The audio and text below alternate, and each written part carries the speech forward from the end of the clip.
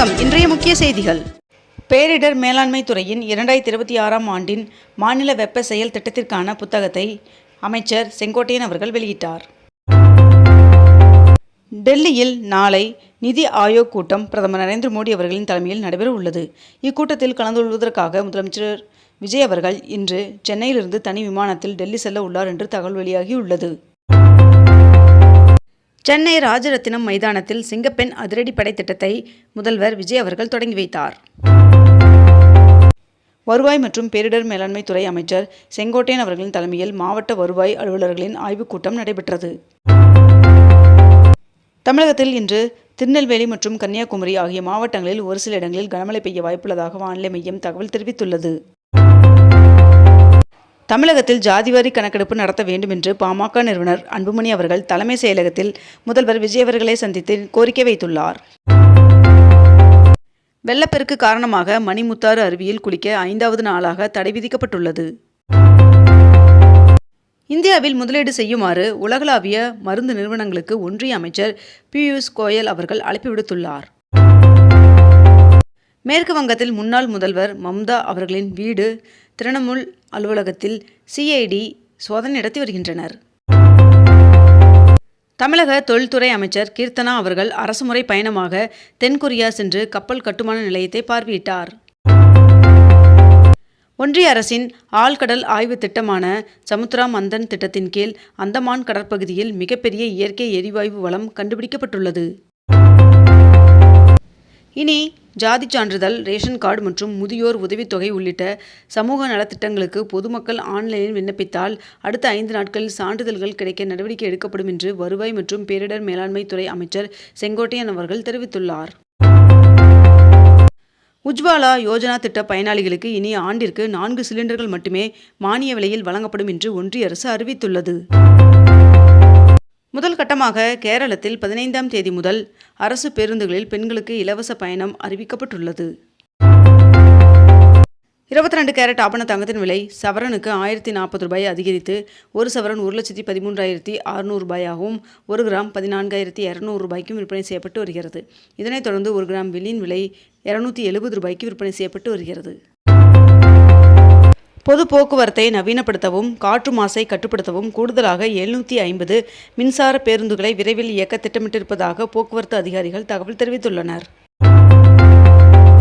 தமிழகத்தில் அனைத்து மாநகராட்சிகளிலும் 100% குடிநீர் கழிவுநீர் இணைப்புகளை வழங்க வேண்டும் என்று முதல்வர் விஜய் அவர்கள் உத்தரவிட்டுள்ளார். இஸ்ரேல் ஈரான் இடையே மோதல் தீவிரமடைந்துள்ளதால் ஈரானுக்கு பயணம் செய்வதை தவிர்க்குமாறு இந்திய வெளியுறவுத்துறை அமைச்சகம் மீண்டும் அறிவுறுத்தியுள்ளது. ஈரானுடன் அமெரிக்கா எந்த ஒப்பந்தம் செய்தாலும் அதை இஸ்ரேல் ஏற்க வேண்டும் என்று பிரதமர் நெதன்யாவிற்கு அமெரிக்க அதிபர் ட்ரம்ப் அவர்கள் எச்சரித்துள்ளார். நடப்பு ஆண்டு ஆகஸ்டில் புதிய ரயில் டிக்கெட் முன்பதிவு முறை அமலுக்கு வருகிறது என்று தகவல் வெளியாகியுள்ளது. தனது நாட்டின் மீது ஈரான் நடத்திய தாக்குதலுக்கு பதிலடியாக இஸ்ரேல் நேற்று அதிகாலை வான்வெளி தாக்குதலை நடத்தியுள்ளது. மெட்டா நிறுவனம் தனது உலகளாவிய ஊழியர்களில் சுமார் 8000 பேரை பணி நீக்கம் செய்துள்ளது. வாக்குறுதியின்படி தாவேகா அனைத்து குடும்பங்களுக்கும் வருடத்திற்கு 6 சிலிண்டர் வழங்க வேண்டும் என்று சீமான் அவர்கள் வலியுறுத்தியுள்ளார். வாக்கு திருட்டு மற்றும் தேர்தல் முறைகேடுகள் குறித்து இந்திய தலைமை நீதிபதிக்கு கடிதம் எழுத இந்தியா கூட்டணி கூட்டத்தில் முடிவு செய்யப்பட்டுள்ளதாக தகவல் வெளியாகியுள்ளது. அரசு அலுவலர் பணிக்காக அதிநவீன ஹெலிகாப்டரை மாதம் 5 கோடி ரூபாய் வரை வாடகை செலுத்தி வாங்க தெலுங்கானா அரசு முடிவு செய்துள்ளதாக தகவல் வெளியாகியுள்ளது.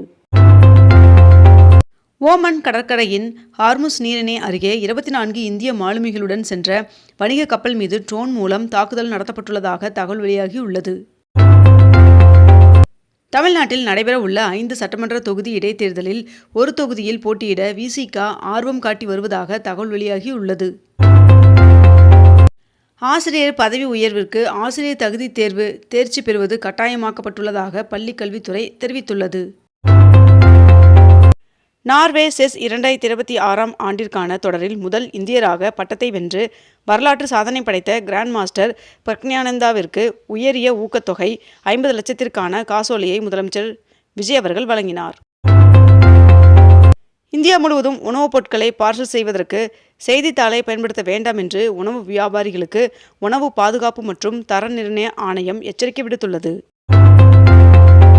இந்தியாவில் தயாரிக்கப்படும் வெளிநாட்டு மதுவகை பெட்டி ஒன்றிற்கு ₹90 கூடுதல் கட்டணம் நிர்ணயித்து தமிழ்நாடு அரசு அறிவித்துள்ளது. பெரியாறு அணை நீர்பிடிப்பு பகுதியில் கனமழையின் காரணமாக நீர்வரத்து 823 கனஅடியாக அதிகரித்துள்ளது. 2000 முதல் 2002 ஆண்டு வரை உதவி பொறியாளர்கள் பணியில் சேர்ந்தவர்களுக்கு தகுதியுடைய 379 பொறியாளர்களில் முதற்கட்டமாக ஒரே நேரத்தில் 300 உதவி செயற்பொறியாளர்களுக்கு பதவி உயர்வு ஆணை வழங்கப்பட்டது. தேனி கம்பத்திலிருந்து கேரளாவிற்கு செல்லும் கம்பம் மெட்டு சாலையானது பராமரிப்பு பணியின் காரணமாக இன்று முதல் 1 மாதத்திற்கு மூடப்படும் என்று அறிவிக்கப்பட்டுள்ளது. சர்வதேச சந்தை நிலவரங்களால் NPK, DAP, பொட்டாஷ் உள்ளிட்ட ரசாயன உரங்களின் விலை மூட்டைக்கு ₹550 வரை உயர்ந்துள்ளது. தமிழ்நாடு முழுவதும் மக்களுடன் தொடர்பை வலுப்படுத்தும் தீவிர காவல் நடை ரோந்து பணிகள் மேற்கொள்ள காவல்துறை அதிகாரிகளுக்கு டிஜிபி உத்தரவிட்டுள்ளார். மெட்ரிகுலேஷன் பள்ளியிடம் ஆண்டுதோறும் வசூலிக்கப்பட்டு வந்த ₹3 லட்சம் உரிம புதுப்பிப்பு கட்டணத்தை தமிழ்நாடு அரசு ரத்து செய்துள்ளது. பத்திரப்பதிவுத்துறையில் கடந்த மார்ச் மாதம் அறிமுகமான வருகை இல்லா ஆவணப்பதிவு திட்டத்திற்கான வழிகாட்டுதலை பதிவுத்துறை வெளியிட்டுள்ளது. தமிழ்நாடு முழுவதும் கோவில்களில் ஆன்லைனில் சிறப்பு தரிசன டிக்கெட் முறையை கொண்டு வர திட்டம் என்று இந்து சமய அறநிலையத்துறை அமைச்சர் ரமேஷ் அவர்கள் தகவல் தெரிவித்துள்ளார். நாடு முழுவதும் 14 கிலோ எடை கொண்ட வீட்டு உபயோக சமையல் எரிவாயு சிலிண்டரின் விலை ₹29 உயர்த்தப்பட்டுள்ளது. சென்னையில் கேஸ் சிலிண்டரின் விலை தற்பொழுது ₹957.50 விற்பனை செய்யப்பட்டு வருகிறது. CBSE 12ஆம் வகுப்பு விடைத்தாள் மறுமதிப்பீடு பணிக்காக பயன்படுத்தப்பட்ட தனியார் இணையதளம் பாதுகாப்பு காரணங்களுக்காக நீக்கப்பட்டுள்ளது. அண்ணாமலை அவர்கள் தொடங்கியுள்ள புதிய இயக்கத்தில் பாஜகவினர் இணைந்தால் அது கட்சி விதிமீறலாக கருதப்படும் என்று தமிழக பாஜக தலைவர் நயினார் நாகேந்திரன் அவர்கள் தெரிவித்துள்ளார். சமையல் எண்ணெய் உற்பத்தியாளர்கள் மற்றும் இறக்குமதியாளர்கள் தங்கள் தயாரிப்புகளை 200 மில்லி முதல் 20 லிட்டர் வரையிலான 9 நிலையான அளவுகளில் மட்டுமே விற்க வேண்டும் என்று மத்திய அரசு உத்தரவிட்டுள்ளது.